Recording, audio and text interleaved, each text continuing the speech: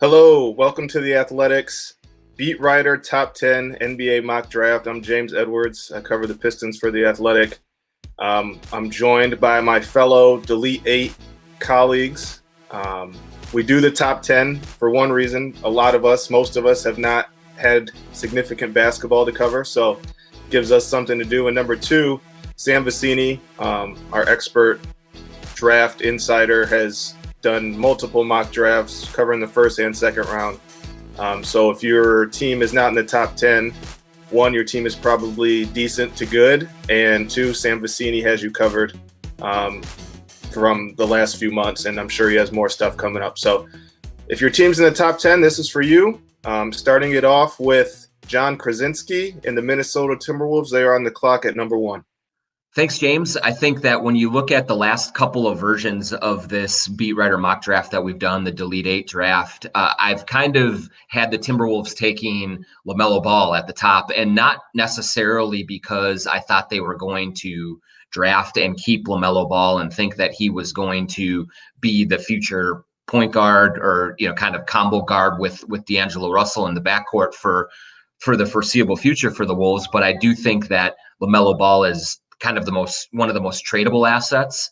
And I do believe that the Timberwolves want to deal the number 1 pick if they can, to pick up other good young players, some future draft assets, things like that, as they continue their rebuild under Gerson Rosas. But I think there's a change at the top going into this one. Just all of the research, all of the insight, that I've done into their motivations. I think they're still looking to deal the number 1 pick, but I think it could be a difficult thing to pull off in terms of finding the right value, getting a deal that they feel comfortable with. So I'm going forward in this one as if they are making the number 1 overall selection to keep it. And if they're going to do that, I think it's Anthony Edwards from Georgia. I think when you look at his size, his ability to play the 2 traditionally, and so he could fit really well with D'Angelo Russell in the backcourt. I think LaMelo Ball and D'Angelo Russell would be a little bit redundant and not work very well together. And I think James Wiseman is the other possibility up here, but he is a center like Karl Anthony Towns is a center. And so at the end of the day, I think that the Wolves will look at Anthony Edwards' upside and believe that he is the player in this draft that could most likely turn into an all-star caliber talent. And he's at a position that they need as well. And so I'll make Anthony Edwards from Georgia the pick for the Timberwolves. Thank you, John. So Anthony Edwards, no relation, guard, Georgia, goes to the Timberwolves. Number 2, and now on the clock are the Warriors and my man Anthony Slater. Take it away. Well, I'd first like to make a call to the Milwaukee Bucks and, ask about Giannis.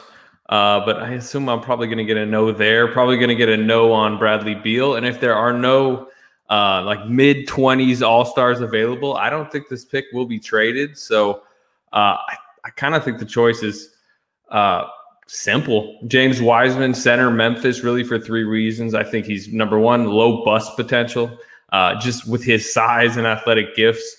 I think it's pretty much a guarantee he'll be like a 12-year rotation player in the league. Then I think he has a high floor, immediate high floor. I think he can come in and at worst be, somewhat of a JaVale McGee from the dynasty days, where he's going to catch lobs, he's going to rim run, he'll block some shots.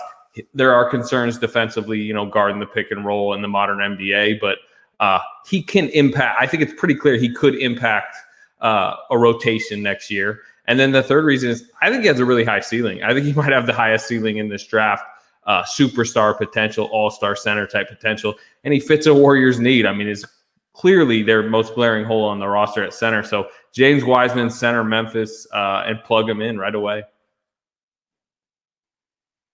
Okay, so we have James Wiseman, Mr. I only played 3 games for the Warriors. Sorry, to my Warriors people. Now we have Charlotte on the clock at number 3. I will be making that pick for Charlotte. And this is going to be, I think, where the draft gets interesting. I think all of our mock drafts have kind of encompassed that. Charlotte clearly needs a big. They need a center. But with Wiseman off the board, do they take Onyeka Okongwu from USC at 3? Some say probably, and some say that might be too high. They obviously have a small and somewhat interesting backcourt in Devontae Graham, who should have been more seriously considered for most improved, and Terry Rozier. With LaMelo Ball on the board, I do think that they go there. Terry Rozier's future, I think you can maybe move him. Maybe you call Milwaukee. I think that would be a good fit for Terry Rozier, and you do a Devontae Graham, LaMelo Ball backcourt, bring some excitement to the Hornets. I think he would be a good fit alongside like the likes of Miles Bridges, PJ Washington. And then I think Charlotte, with them having cap space, I do think they're going to go after someone like Christian Wood very heavily in free agency, and they can address the center need there. So I think Charlotte goes with the best player left, and whether or not you think that's LaMelo Ball, it seems to be the case at number 3 for the Hornets, and I cannot wait to see that one-on-one game between LeVar and Michael. I'm sure it'll happen. But yeah, that's my pick. The LaMelo Ball to the Charlotte Hornets at number 3. And now after me in the Hornets, it is Darnell Mayberry and the Chicago Bulls on the clock at number 4. Thank you, James. Here in Chicago, it's a new era. We've got a new executive vice president of basketball operations. We've got a new head coach in Billy Donovan, a new lead assistant in Maurice Cheeks. We're layering the franchise, and we're hoping to head into a new era here in Chicago. And with that said, we're going to take the player with the highest upside, and that's Deni Avdija, the 19-year-old stud playmaking forward out of Israel. We're going to take him, and we're going to be happy with him because we think he has the highest upside. He's going to add to our playmaking. It's an area that we sorely lacked last season under Jim Boylan. But we think under Billy Donovan, all of our players are going to be able to really shine and thrive a lot more than they did last season. So that's the short of it. Hence the ridiculous outfit that I'm wearing here in Chicago. But if Deni Avdija falls and does not go higher than 4 to the Bulls, I think the Bulls will really be happy with the pick at 4 and him falling into their laps. He's a guy who can do a lot of different things, a multifaceted player, and it's really what Chicago needs. They don't have a lot of playmaking. Their offense was second to last in the NBA last season. They're happy with Kobe White here in Chicago, and it remains to be seen how much he'll be able to come in and really take over as the lead playmaker. But if you can get a secondary facilitator and a guy who's a really smart player and has a high IQ like Deni, then I think the Bulls will walk away happy. So with the 4th pick, the selection's Deni Avdija. Thank you, Darnell. Deni Avdija from Israel, Maccabi Tel Aviv to Chicago Bulls at number 4. Number 5, we have the Cleveland Cavaliers, and making that pick is our beat writer, Kelsey Russo. Thanks, James. With the Cavs, with the 5th pick, they will take Obi Toppin from Dayton, the power forward center. The Cavs have talked about the approach recently of taking the best player available. So at this pick, with Deni gone to the Bulls right before, he kind of makes sense in this position. Obi is a great shooter. He's a solid decision maker who can pass the ball. He can finish around the rim. He's a really solid screen and roll big that could fit really well with Darius and Colin, who play the backcourt. The only thing about Obi is the defensive side of the ball, which, the Cavs finished last in defensive rating for 2 consecutive seasons. So that is something that they need to address. But, this could be a decision where it's a look to the future with Andre Drummond's player option this year, still waiting on a decision, and potentially Tristan Thompson not coming back because he is a free agent this season. This could be a look of just moving forward and how the Cavs just kind of, look to their future. And hopefully they could develop him on the defensive end of the floor to, offset those concerns that they have. But, his offensive side of the ball is really something that they can't look past. It's just really solid. So I think that they'd go with Obi in this situation. Okay, so Kelsey has Obi Toppin staying in Ohio. Poor guy. No, I'm just joking. Number 6, we have Chris Kirschner in the Atlanta Hawks. Who is Trae Young's new teammate? Chris. With the 6th pick of the 2020 NBA draft, the Hawks are taking Tyrese Haliburton, guard out of Iowa State. Last season, general manager Travis Schlenk decided that Evan Turner was going to be the Hawks' backup point guard. That just absolutely failed. And after the Hawks realized that, they traded for Jeff Teague from Minnesota. That also failed. They needed to figure out who's going to back up Trae Young. And not only can Haliburton back up Trae Young, but he can also play alongside him at the number two, at the two guard. So for the Hawks, they get someone who shot over 40% in both seasons at Iowa State. Very good team defender. The Hawks need many more team defenders. They gave up 119 points per game last season. So Haliburton fills the role of being a backup point guard that the Hawks need, some shooting and some defense. So he's the pick for the Hawks at 6. Okay, so Chris Kirschner and the Atlanta Hawks take Tyrese Haliburton, who will be the most recent trier, or I guess the next trier of Magic City Wings. Now we shoot over to Detroit, and I'll be making that pick. That's the team I cover. And yeah, so I mean, there's point guards on the board still. The Pistons need a point guard for the future. They need a perimeter creator and playmaker at the point guard spot. But first and foremost, they need good players. And no matter the position, I think there's just been a growing belief around the league from some people I've talked to that they're really interested in Patrick Williams, wing forward out of Florida State. I mean, if you look at him, you get why. I mean, he's like a 6'8", 225-pound man boy. He looks like he has an NBA body already. He has the motor and grit that this new regime wants to bring in, but it's also part of the Pistons' past fabric during the glory days. The versatility, the size.